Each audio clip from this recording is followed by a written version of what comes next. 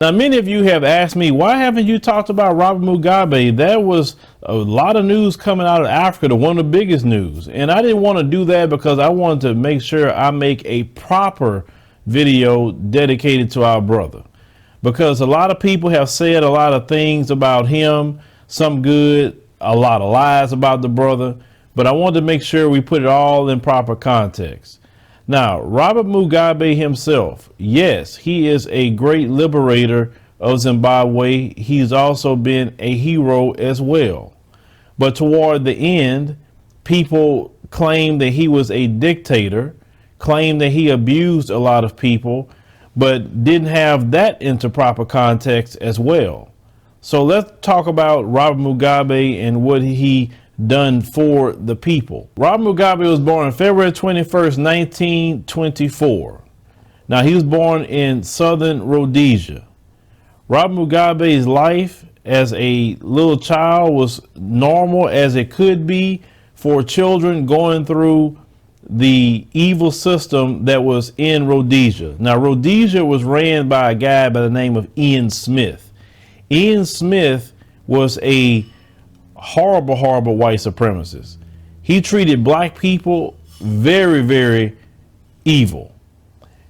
Dylan Roof, the shooter of the Mother Emanuel Church, also had the Rhodesian flag on his jacket because we know that Dylan Roof was another white supremacist himself. Black children couldn't even go to school until they were 7 years old, while the white children went at 5. White people owned the majority of the land while the black people had nothing. He would kill black people anytime he wanted to for any little thing. He ran Rhodesia with an iron fist against black people. So Robert Mugabe, seeing the evil that was done to his people, started speaking out.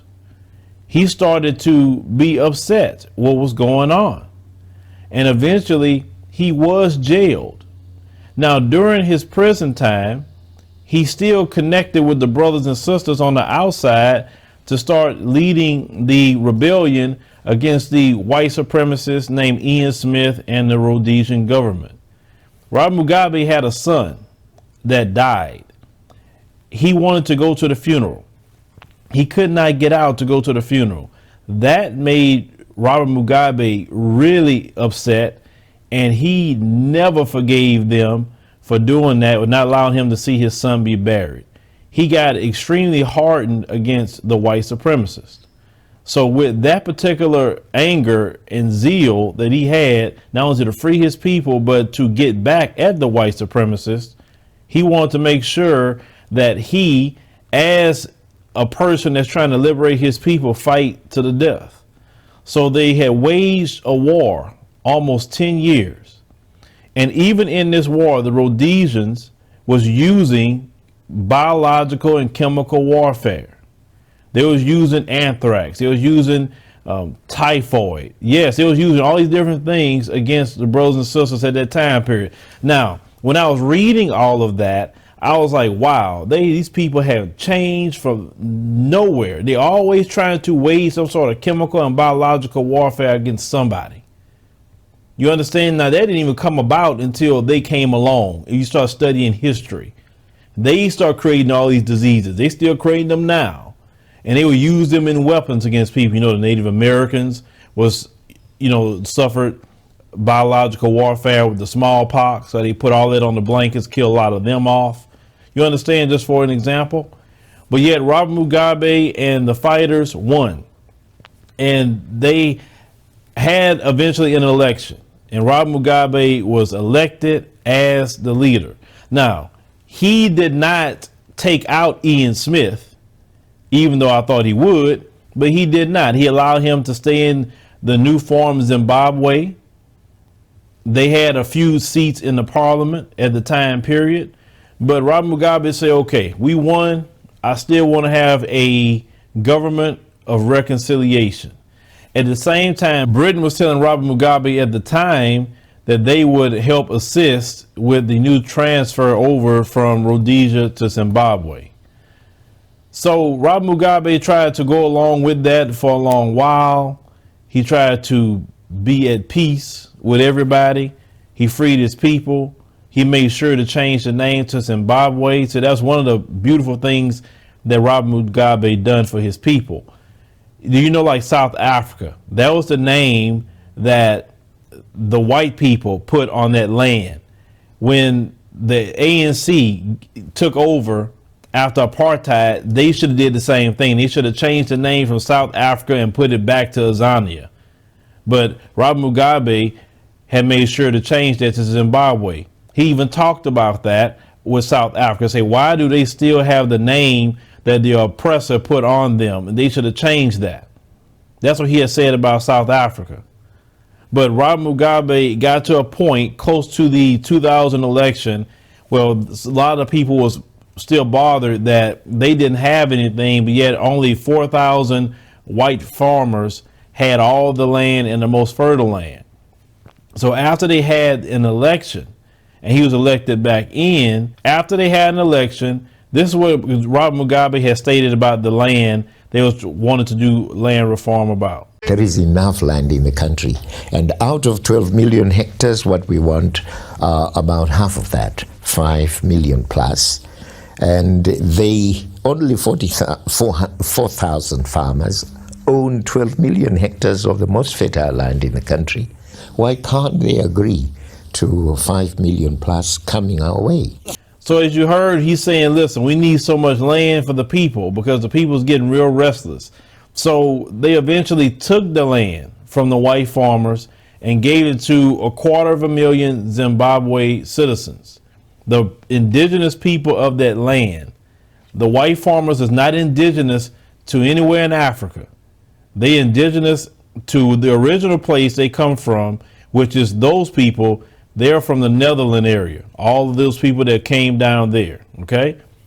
So after the land was taken and the people got their land back, this is where white supremacy comes in. Okay. We always tell you that white supremacy is global. After they take the land and give it to the people, then George Bush, we talking about W, put sanctions on Zimbabwe for that action. Also, the European Union put sanctions on Zimbabwe for that action. Now, you always hear the term sanctions, sanctions, sanctions. What does that do? How did sanctions hurt Zimbabwe?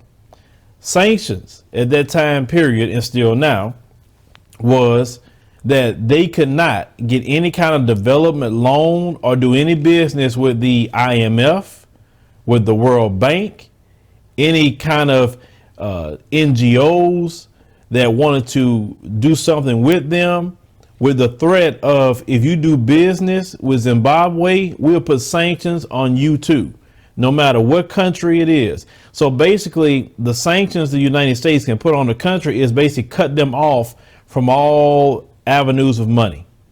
That's what they do. So other countries that maybe want to do some business with them can't, because if they do business with them, then they can't do business with the United States, and the United States puts sanctions on them. That's what we talk about, the global control of white supremacy. No, they're not bringing their armies in, but they could messing you up with your money. So what happened is that the economy started tanking when the sanctions was put on. Now, that was at way back in the early 2000s, where George Bush around 2002, 2003, put sanctions on Zimbabwe. Now, we had the first so-called black president show up in 2008, and he didn't take the sanctions off of Zimbabwe. But he's supposed to be a son of Kenya, but yet he did not take the sanctions off. This is the same president that shook Muammar Gaddafi's hand and then ordered to be a part of killing this man. I still to this day can't forget what Barack Obama done to Muammar Gaddafi. And he even say he regret that. I'm pretty sure he do, because Libya is in chaos. But all the 8 years of Obama, he didn't lift the sanctions on Zimbabwe. He kept up the same white supremacist crippling of an African nation. And while the nation is crippling due to the economy, Robert Mugabe had eventually married his current wife, Grace. Now, his first wife, Sally, which she was Ghanaian, she kept him on the straight and narrow. And he was with her until she passed away. The new wife, which is much younger, a lot of people didn't like her. Even to this day, they still don't like Grace Mugabe at all. They thought that she was going to take power after he passed away, and it was like, oh, hell no, we don't want her. But as the economy kept tanking and people felt that Grace kept putting messed up information in Robert's ear, he started to be a little heavy-handed more with people than what he used to. Journalists, didn't have the freedom that they had. And it was all from the frustration of the economy that was affected by the U.S. and EU sanctions on an independent African nation. So you fast forward all the way up until the time period that he was removed by military coup. He was very upset about that. He thought that he would be president until it was time. And then he ended up going to Singapore. Now he went to Singapore. He ended up, falling ill. He was dealing with some health problems, and he ended up passing away over there. Now you fast forward to the time period of him to have his funeral. Now there was debate about that, because some people were stating that he didn't want to come back to Zimbabwe because he was upset, with Managua at the time period, how he replaced him under military coup. But they ended up getting the body and everything brought back to Zimbabwe. They had a funeral. But then we're going to roll that short clip. Kaunda and Rupia Banda Mozambique led by the Zimbabwe Defense Forces.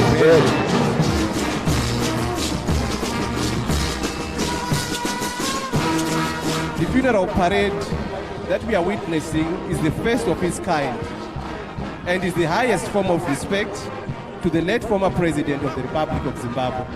Your presence in such huge numbers today and your kind words of comfort from across nations and continents is solemn and a strong statement. A statement which exposes a lie heavily sponsored by a retrogressive narrative falsely framing the late comrade Mugabe, giving him many false names, routinely and systematically vilifying him.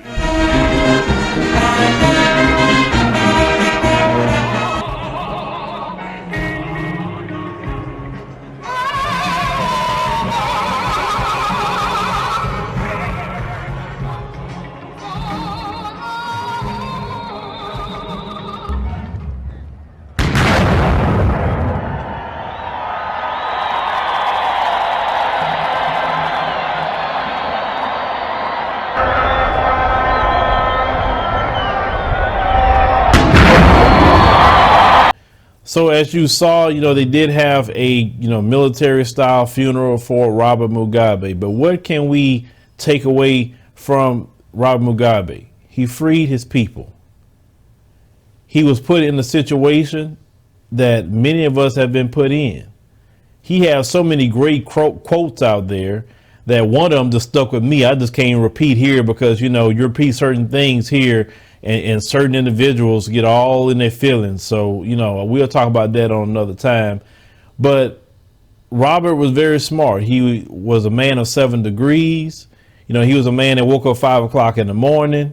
He ate a lot of fruits and vegetables. He exercised. He believed in yoga. He liked playing croquet. He was just, always lived his life like that.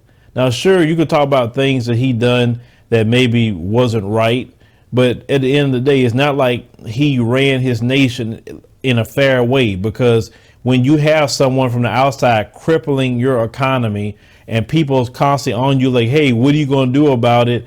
What are you going to do? And everyone's in your ear. You can't make any business deals with nobody because everybody's afraid to do it because they don't want to be sanctioned. We have to look at that. The white supremacists had a big hand in crippling that economy. Now, Mugabe is gone.